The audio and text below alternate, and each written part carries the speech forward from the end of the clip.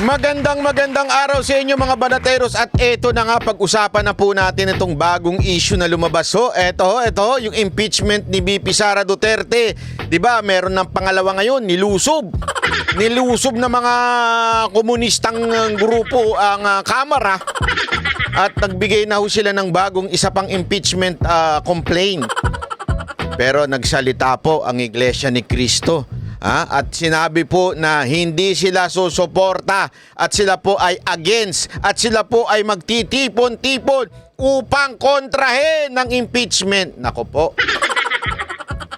Panoorin po natin ito Panoorin po natin at ipapaliwanag ko ho sa inyo kung bakit tila nasa gitna ang Iglesia ni Cristo sa issue na ito. Okay? Panoorin po natin at buksan natin ang ating mga mata. At mamaya mga kababayan, ipapakita ko sa inyo na talagang nayayanig na ang Kamara at nayayanig na ang Malacanang dahil po sa galaw na ginawa po ng Iglesia ni Cristo. Pasok! Ito na po. Kami po ni Nelson tumanggap po ng bilin bilang mga kaanib po sa Iglesia ni Cristo at sa atin hong mga kababayan. Dahil po dyan, mga kababayan at mga kapatid sa Iglesia, ang mga kapatid po sa Iglesia ay naghahanda, Nelson. Ulitin ko po ang mga kapatid po sa Iglesia ay naghahanda patay na tayo dyan. magsagawa po ng rally. Ayan na. Magsagawa po ng rally upang ipahayag sa lahat ng mga kinauukulan na ang Iglesia ni Cristo ay pabor. Pabor po sa opinyon. Ninervous yung iba dyan. Ano dyan, pabor? Pabor sa impeachment? Hindi. Easy. Patapusin natin. Ng Pangulong Bongbong Marcos. Uy, pabor daw kay Bongbong Marcos? Easy.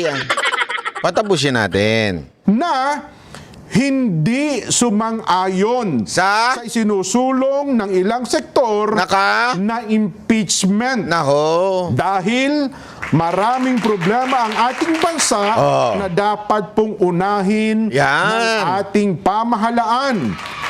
Yan ang tama. Iglesia ni Cristo po ay para sa kapayapaan.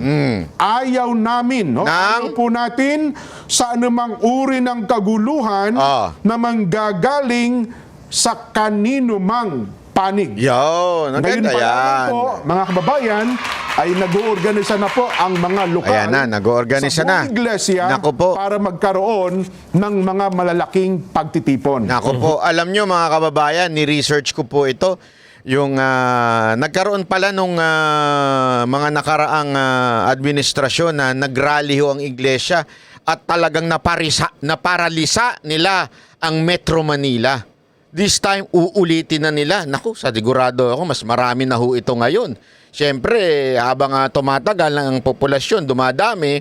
At siyempre, mga kaanib nila, yung pamilya, dumadami rin. Kaya sa tingin ko, mas marami ngayon. Para ipakita po at ipahayag, ito pong binabanggit namin, na pabor kami sa opinyon ng Pangulong Bongbong Marcos na no to impeachment. Dahil ang dami ng problema ng bansa, hindi ba? Ang dapat po natin unahin, ang problema ng bansa na mas malaki. Hindi po ang impeachment. Dapat maintindihan niyo. At dahil dyan, saludo kami sa inyo, Iglesia ni Cristo, sa inyong gagawin na yan. At ako'y naniniwala na may punto kayong sobrang-sobra. Kasi sa totoo lang, mga kababayan, etong impeachment na ito, etong mga ginagawa kay VP Sara Duterte ay isang diversion. Isang diversion ito sa mga tunay na issue ng ating lipunan. Asa na napunta yung PhilHealth?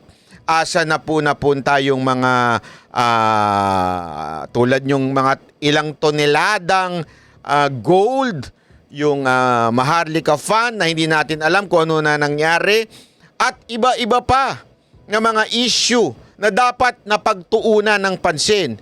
Sa matter of fact, mga kababayan, ang pinaka-importante sanang pansinin ng ating mga mambabatas ay yung lintik na flood control project na yan. Yan po dapat ang talagang pinagtutuunan. Kasi, alam nyo, Ito hindi na ho natin matatanggal yan sa isipan ng mga Pilipino na ang ating Pangulo ay nagsabi na merong 5,500 na flood control project at kinabukasan, binaha ang buong Metro Manila. At after noon, ano sinabi? Kasi daw nasira ng nabangga ng barko whatsoever. So kitang-kita natin na talagang wala na. Iniwan na ang tunay na issue. Pangalawang issue, yung pagmahal ng presyo ng bawat pagkain, lalong-lalo na po ang mga basic supply, ika nga ng ating mga kababayan, sobrang taas na ho. Hindi na ho mapigilan ng pagbulusok nito, pangat ng pangat. And yet, ang pinag-aaksaya ng panahon ng Kamara ay walang iba kundi ang sirain ng ating Vice Presidente. Ngayon, ito mga kababayan, kanina, pinag-uusapan namin ng Banateros ito at saka ng ilang mga kasamahan namin dyan sa istasyon. At pinag-uusapan nga namin, bakit kaya? Bakit kaya sinabi nila na sila po ay sumasang-ayon at sumusuporta sa statement ng ating Pangulong Marcos? Alam nyo, napakaganda po nun. Huwag po nating isipin na sila po ay nagpe-playing safe. Hindi ho. Napakaganda nun kasi malalagay sa kamay ng ating Pangulo kung magkaroon ng impeachment. Sa madaling salita, parang nacha-challenge. Macha-challenge ngayon etong si Pangulong Marcos dahil pinagkatiwalaan siya ng Iglesia ni Cristo na hindi niya pahihintulutan ang impeachment. Kasi kung wala siyang binitawang ganon, ang pag nagbitaw ang Iglesia ni Cristo ng we are against impeachment, ang dating lamang po nun, sumasali sa politika ang Iglesia ni Cristo. Hindi ho magandang tignan, maaaring maging partisan ng datingan. Pero ito, ang sinasabi ng Iglesia dito, Pangulong Marcos so suporta kami sa'yo. At ang sinabi mo, hindi matutuloy ang impeachment, walang mangyayaring impeachment, that is just a waste of time. Therefore, fulfill what you are saying. Therefore, use your influence para hindi gumalaw ang impeachment mula sa Kamara. It is also a challenge. Sa tingin ko ito pananaw ko po ito. Challenge ito na how strong ang ating presidente. Kasi ngayon, mantakin mo, sinabi na niya, walang impeachment, dapat hindi yan kasi unimportant yan, bla bla bla. And yet, pinababayaan sa baba o sa House of Representatives na gumalaw yan. Tandaan po natin, wag na po tayo maglokohan, wag na po tayo maggaguhan na independent ang Kamara sa executive o ang legislative independent sa executive. Malaking katarantaduhan po yan. Kahit kanino nyong itanong na political analyst o kahit kaninong media personality nyo itanong o kahit sino man, hindi totoo yan. Yan ay nasa papel lamang. Pero hindi gagalaw ang Kamara nang walang basbas ng Malacanang. Kaya nga, di ba, sabi nga ho ni Panelo, ni Attorney Panelo, sinasabi niya, yung statement ni Marcos na yan po ay para lamang masabi na hindi siya ang mastermind o hindi siya ang utak ng impeachment. Naguhugas kamay, ika nga. Ngayon, mga kababayan, dahil sa binitawan ng Iglesia, malalagay ngayon sa alanganin si Pangulong Marcos. Kailangan niyang panindigan yung sinabi niya. Kasi alam naman po natin ilang instances na nagsasalita siya at iba ang nangyayari sa ground. Kasi nga, may mga hindi sumusunod sa kanya. Lalong-lalo na dyan sa Kamara. Kasi yan din ang sinabi niya sa ICC. And yet, bakit dire-diretso ICC? This time, he has to stand up sa kanyang sinabi. Or else, eto yun eh. Kaya nga ang ganda ng bitaw ng INC. Or else, para niyang binali sa harapan ng lahat ng taong bayan, lalong-lalo na sa INC, yung kanyang binitawan na wala dapat impeachment. Na hindi dapat magtagumpay o mag-push through ang impeachment. Kaya nga ako naniniwala na yung mga kaganapan ngayon dapat nating manmanan. Kasi ngayon, nagkaroon daw ng matinding pagpupulong sa Malacanang ang Kamara at si Marcos. Bigla-bigla ito Kung independent sana talaga, kung totoong independent ang Kamara sa Malacanang o sa executive branch, wala nang ganyang pagpupulong-pulong po na yan. Alam naman po natin kung sino ang nagbasbas, kung sino yung binasbasan ng presidente na maging speaker, yun ang nagiging speaker. It only happened once na nagkaroon ng independent ang Kamara, which is yung panahon ni Pangulong Duterte. Bakit kanyo? Yung kanyang piniling speaker na patalsik Oh. 'Di ba? Nung panahon ni Gloria at saka ni Alvarez, doon lang nagkaroon ng independent. At the same time, yun daw, may galaw pa ng ni VP Sara Duterte nung time na yun. So, ibig sabihin, kahit pagbali-baligtarin mo istorya, kahit paulit-ulitin pa nila sabihin na independent ang Kamara, malaking katarantaduhan yun. Tanga lang ang maniniwala doon. Hindi, walang biro. Tanga lang ang maniniwala na independent ang Kamara sa galaw ng Malacanang. Ayun ang totoo. Kaya nga ngayon, dahil sa pronouncement ng Iglesia ni Cristo, malalagay ngayon si Pangulong Marcos sa estado na kung saan ikaw ba may hawak ng bansa natin o si Romualdez? Yan. Kaya sabi ko sa inyo, napakaganda ng ginawa ng Iglesia. Napakaganda ng ginawa ng Iglesia dito. Ito turning point ito mga kababayan. Ito yung sinasabi nating talagang galaw na hunan Diyos itong nangyayari na ito. Ito kasi alam nyo kahit anong kahit anong, alam mo yun, bomba ng rally, sa EDSA, sa veteran, so whatsoever, hirap na hirap, aminin po natin. Hirap na hirap. Bakit to, kanyo? Maraming faktor. Hirap na hirap po mga Pilipino ngayon sa pagkain, sa pagtatrabaho, kaya hindi sila maka-attend doon. Marami din po sa mga kababayan natin, OFW. Kaya nga nagpapadala na lang po ng mga inumin at saka pagkain. Hirap na hirap po. May mga pumupunta, nagbi-build up ang crowd, pero aminin na po natin, nahihirapan. Bakit kanyo? Kasi nga, sabi nga ni VP Sara Duterte, ang hirap ng buhay ngayon. Para mawala ka ng isang araw sa trabaho mo or to spend time doon, talagang napakahirap. Di ba ho? Yan ang katotohanan. Pero dahil sa banat ng Iglesia ni Cristo ngayon, tapos sana, eventually, magkaroon talaga ng isang united stand na pumoprotekta sa ating Vice Presidente, ito po ay magandang galaw. Kasi dito talaga natin malalaman kung, Mr. President, are you still in control of our country or si Romualdez na? Kasi nga, ngayon nga lang makikita ninyo, tila nag-loyalty check. Ipapakita ko sa inyo, ito, ayan, ayan. Ayan, di ba? Para kang, kasi itong mga nakaraang araw, alam naman po natin na si Pangulong Duterte nanawagan. Di ba? Nanawagan po siya.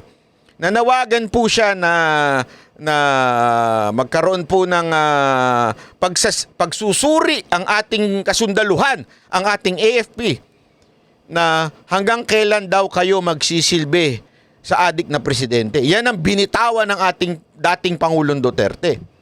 Kaya umugong kaliwat kanan ang kudita. Umugong kaliwat kanan ang pagkakausap di umano sa AFP. Tapos, bigla-bigla ang etong si Romualdez Si Romualdez po, hindi si Pangulong Marcos. Bigla-biglaan itong si Romualdez nagpatawag ng meeting. At, alam mo kung ano? Dinagdagan ng 350 pesos ang allowance ng bawat sundalo kada araw. Alam mo mga kababayan, maganda yun. Maganda yun, pero ang tanong tuloy ng ating mga kababayan is, iyan ba ay one way of sinusuhulan ang ating mga sundalo para sila po ay manatili na tapat sa gobyernong ito? Yan ho ba'y hakbang ng panunuhol? Yan ho ang tinatanong ng taong bayan eh. Kasi, pambihira, 350 lang ang suhol. Hindi natin alam, di ba? Ako, kayo ho magsabi, yang bang 350 na yan, yan ba ay isang panunuhol? O wala lang? Bigla lang, out of nowhere lang. Out of nowhere lang, biglang nagtaas sila ng budget. Ano sa tingin ninyo? Komento kayo dyan. Panunuhol ba yan o yan ay normal lang na hakbang?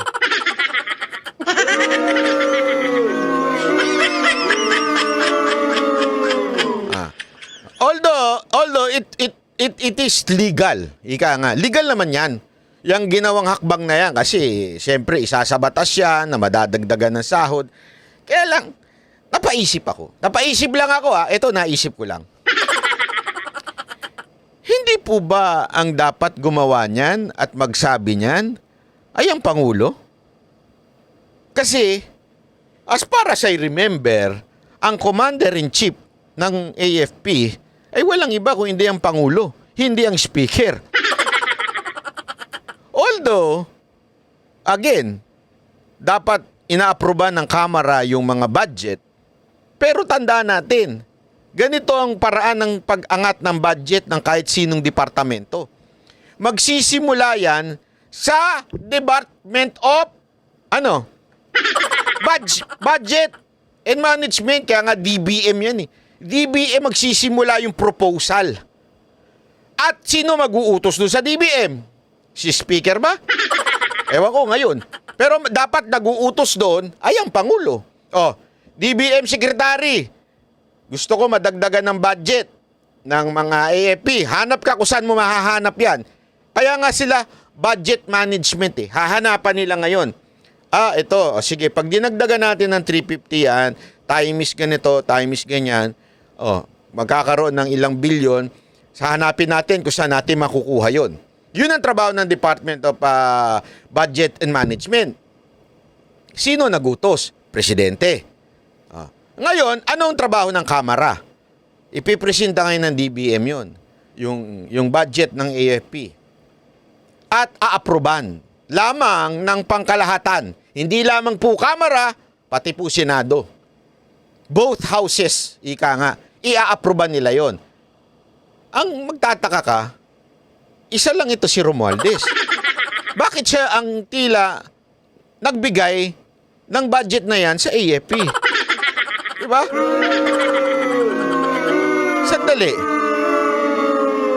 Sandali. Baka naman hindi tayo na-inform na may bago ng Commander-in-Chief. Gago! Hindi isipin nyo lang na mabuti yung sinasabi ko Isipin nyo na mabuti. Di ba ho? DBM dapat manggagaling sa presidente manggagaling yung budget eh. Di ba? Tapos propose. Hindi lang sa kanya Tandaan nyo, buong Kamara yan at buong Senado. Bakit siya ang namumuno? Siya nandyan.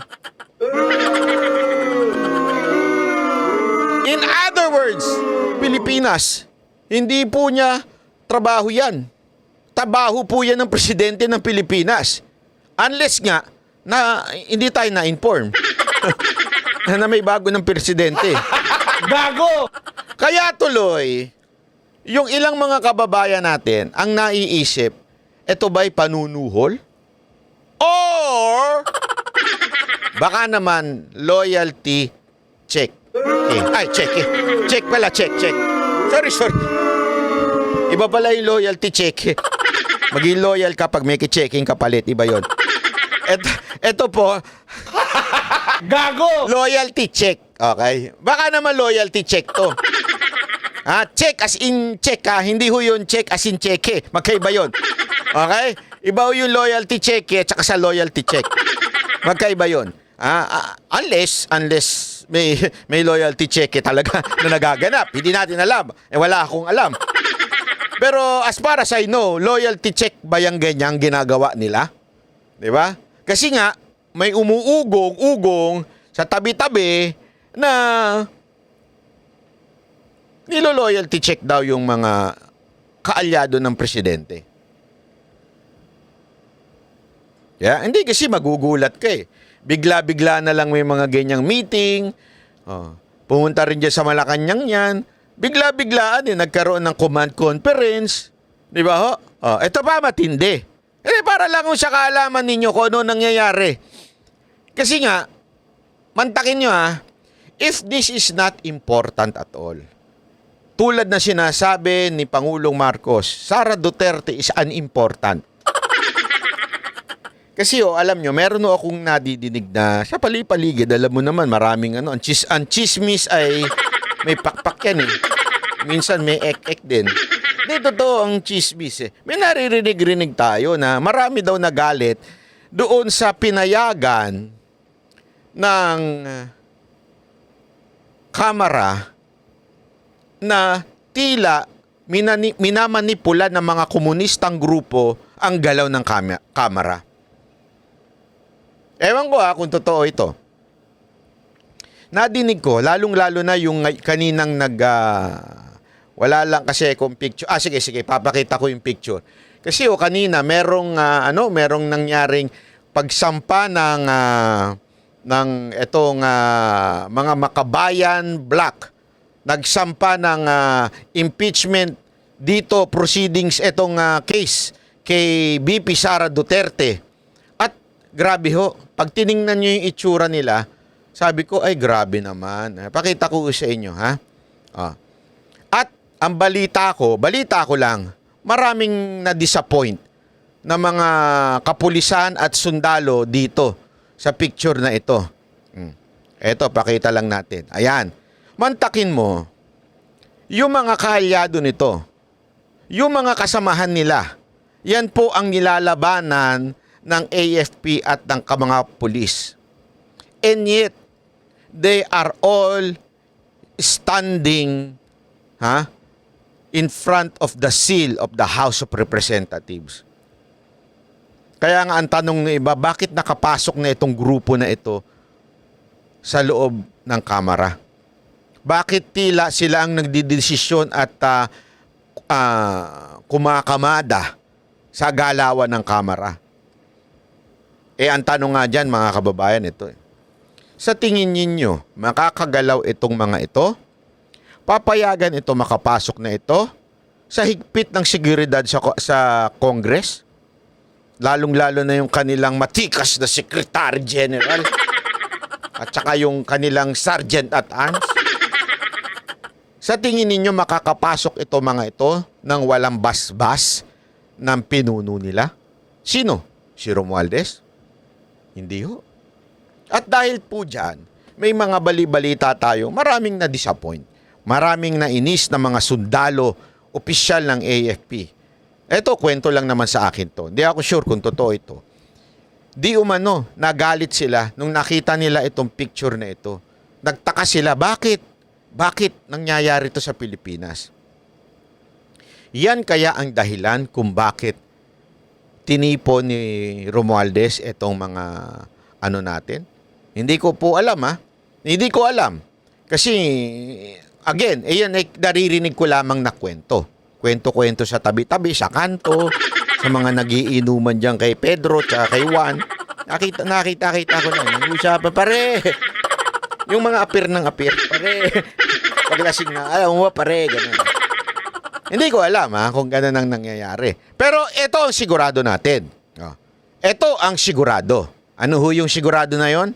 Ito, panoorin ninyo. Namataan ngayong gabi sa compound ng Malacanang ang ilang sasakyan ng mga kongresista at sitwasyon doon, tinututukan live ni Ivan Mayrina. Ivan. Yes, Emil, dumating ang maraming kongresista dito sa Palasyo ng Malacanang ngayong gabi. Naku. Dakong alas 6 nga kanina nang may makita tayong mga bus, 4 na bus ito na may markang House of Representatives at papasok sila dito sa Palasyo ng Malacanang. Bukod pa riyan, ang ilang mga pribadong sasakyan na may plakang 8 na para sa mga sasakyan ng mga kongresista. Grabe. Agad dating tinanong ang Presidential Communications Office o PCO kung anong meron para saan ang malaking pagtitipong ito. At lalo't nataon ito sa gitna ng mainit na usapin ng impeachment laban kay Vice President Sara Duterte. Ano daw Pero yun? mabilis sa paglilinaw ng PCO, itong pagtitipong ito raw ay fellowship sa Wow. pagitan ng Office of the President at mga miyembro ng House of Representatives at ito raw ay matagal nang nakaschedule. Nauna nang sinabi ng Pangulo, hindi siya pabor sa impeachment dahil kakain Alam ko na yan eh. Sabi ko na alam ko na yung magiging dahilan nila eh. Matagal na yan. Yeah. Alam na. Asus, pabirang buhay ito. Hindi naman tayo pinanganak kahapon eh. Alam na natin yan ang magiging dahilan. Gago! lamang daw ito ng oras ng Kongreso at wala rin namang may dudulot na maganda sa buhay ng mga Pilipino. Emil, patuloy tayong kumakalap ng iba pang impormasyon at detalye tungkol Akala ko ba bawal na gumamit ng 8? Eh kanina nga, meron na namang bida-bida na kasabay ko dyan sa EDSA. Oh, may mga blinker pa. Ano, ikaw si Speaker? Kasi ang alam ko, Senate President lang at Speaker of the House ang pwedeng gumamit niyan. Bakit kayong mga walang kwentang 8-8 dyan, eh gumagamit na? Yan na talaga ngayon ang siga-sigaan eh, mga congressman eh. nagaganap na fellowship dito sa Malacanang ngayong gabi. Balik sa iyo, Emil. Maraming salamat, Ivan Mayrina. Grabe ho. Eto, alam nyo mga kababayan, etong nangyaring, eto, yan, pakita lang natin, yung 8-8 na yan, ha? Malaking pagtitipon. Okay yan. Para sa akin, ha? Okay yan. Kasi eto yan eh. Kita ninyo nanawagan ng iglesia. Biglang nagkaroon ng pagtitipon-tipon. Na-pressure kaya ang ating presidente na kausapin itong kamara at sabihin, hoy, wag nyo na ituloy yan. Mayayari ako ng iglesia. Na-pressure kaya siya? Malalaman natin ngayon. Kasi, yung meeting na yan, it only means one thing. The president is the one controlling what is happening sa kamara. Huwag na tayo magpaikot-ikot. Yun na ho yun. Kaya nga may fellowship na ganyan eh. Kaya nga may ganyan eh. May instruction ang Pangulo. Ang tanong, ang instruction niya ba ay tigilan niyang impeachment o ituloy ang impeachment? Ngayon, pag itinuloy ng Kamara ang impeachment, it only means yun ang gusto ni Marcos. Kasi miniting niya eh. Pero pag hindi natuloy yung impeachment, ibig sabihin, natakot to ang Malacanang sa galaw na gagawin ng Iglesia ni Cristo. So, whatever the result will be, maglalabas lamang ng katotohanan sa nangyayari sa ating bayan. Yun na ho yun. Kaya nga sinasabi ko sa inyo, ang ganda ho ng ginawa ng Iglesia ni Cristo dito. Apakagandang galaw ho nila ito. Ako talaga, natutuwa ako sa ginalaw nyo. Perfect yan. Maganda pa nga niyan talagang magsanib ang Iglesia ni Cristo at ang KOJC para ho maayos ang bayan natin. Bumoto ho ng mga matitinong senador. Sana ako, kasi alam nyo, if there is one thing na sana suportahan talaga ninyo ay si Pastor Kibuloy. Kasi yan, ipupush niya talaga yung kalayaan sa relihiyon eh. Kasi kitang-kita naman po natin yung ginawa sa kanila, talagang mantakin mo, pinasok yung katedral nila. Sabi ko nga, gawin nyo sa iglesia yan. Sigurado magagalit ang iglesia. Bakit ginawa sa KOJC? Di ba ho? Yan ay no-no. Di ba? Mantakin mo. Ito na lang din. Mantakin mo, kunwari hindi ko alam kung anong tawag, mosque. Yun sa mga Muslim. pasukin ng mga pulis yung mosque, di ba? Yan po'y paglalapastangan sa relihiyon, paniniwala ng isang tao. Lalong na kung kinukonsider ho nilang holy ground yun. Ganun ang ginawa sa KOJC. Kaya nga isa yan sa ipaglalaban ni Pastor Kibuloy.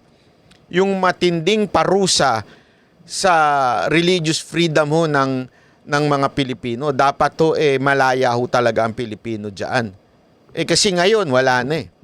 Pag ikaw kumontra, kasi alam naman natin, kumontra po ang KOJC kay Marcos at ang pamamahala ho ni Romualdez, kaya ho sila na ganyan. 'Di ba?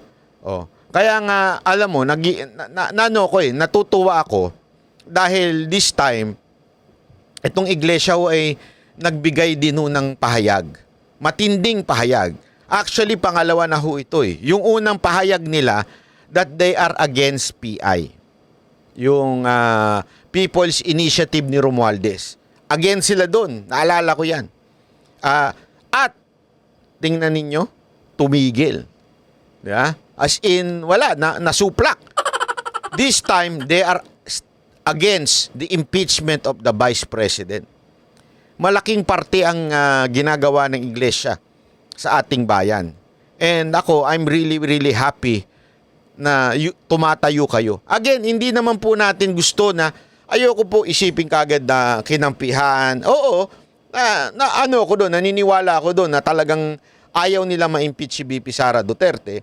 Pero gayunpaman, ang maganda kasi dito, ibalik natin yung real issue na hindi nagagawa ng mga public servant natin. Yung mga public official na kesa pinagtutuunan yung kahirapan, pagtaas ng presyo ng bilihin, paglustay ng pera ng gobyerno, mantakin mo walang proyekto na gagawin. Lahat itutuloy lang yung kay Duterte. Wala hong bagong proyekto ngayon. Ano pa? Walang pera para sa disaster. Mantakin nyo, inamin na walang pera. Asa napunta pera? Yan nga yung dapat tinatanong. Hindi yung confidential pa. Alam nyo na nga confidential, tinatanong nyo pa in public. Kasi, eto nga sabi ko nga magkano lang yung confidential pa na sinasabi nila na kay BP Sara Duterte? 250, 300. Di ba iba kasi yung lumalabas sa balita Pero alam nyo ba kung magkano ang sa presidente? 4.5 billion. Hindi tinatanong yun. I respect that because it is a confidential fund. And it must be used, 'di ba? Para ho sa proteksyon ng ating bayan. I do not question that. Kaya lang, yung bang ihiwalay mo, ano mo lang, in other words, ang kini-question mo lang ay iisa, yung pang hindi ganun kalaki na confidential fund, doon pa lang malaking katarantaduhan na yun Hindi talaga sila for the truth. They are to destroy the image of BP Sara Duterte. At naging naging, alam mo yun, isang malaking piyesta, katatawanan na yung nangyayari. Di ba? Napanood ko nga yung interview ni dating ombudsman na si Conchita, di ba? Ni Ma'am. Alam mo, pinanonood ko yun. Ano ito Pinklawan to nun, dilawan ito nun. Pero kahit siya, natatawa na lang dun sa Quadcom Kasi alam naman po natin, katawa-tawa na ang ginagawa ng Quadcom. Katawa-tawa na, wala na pong kwenta, nauubos na, mantakin mo tuwan-tuwa pa sila, Quadcom yun, ibig sabihin 4 na komite. Mantakin mo, 4 na komite ang nakafocus para lang siraan ng mga Duterte. Para lang i-impeach si BP Sara Duterte. VP, hindi pa. Baka mamaya Madam Fernandez ako. Fernando. VP. Di ba? Yung 4 na komite na yun, nakalaan lang to destroy BP Sara Duterte. Mantakin mo. Ang laking waste of time, waste of resources, and especially waste of money. Just to bring down the image of VP Sara Duterte. That's why etong call ng iglesia, panalo ho ito. Palakpakan natin. Alam nyo, nakakatuwa. Nakakatuwa ho ito mga pangyayari na ito. At meron pa ho tayong isang balita na ibabalita sa inyo. May balita ako. Alam nyo kung ano? Susundan ko sa isang video. Ha? Pero yung balita na yun, ipapatawag daw. Di umano. Allegedly. Baka. Si Maris Racal sa Quadcom. Gago! Pag-uusapan natin yan sa susunod na video natin. Ha? Yung issue ni Maris Racal at ang ekonomiya ng bansang Pilipinas. Ha? Pag-usapan natin yan. Okay? So, ayan po muna ang ating balita. Ako po si Banat Bay. Maraming salamat po. Yan ang Banateros, boses ng ordinaryo Pilipino. Banateros ay walang makakaaway.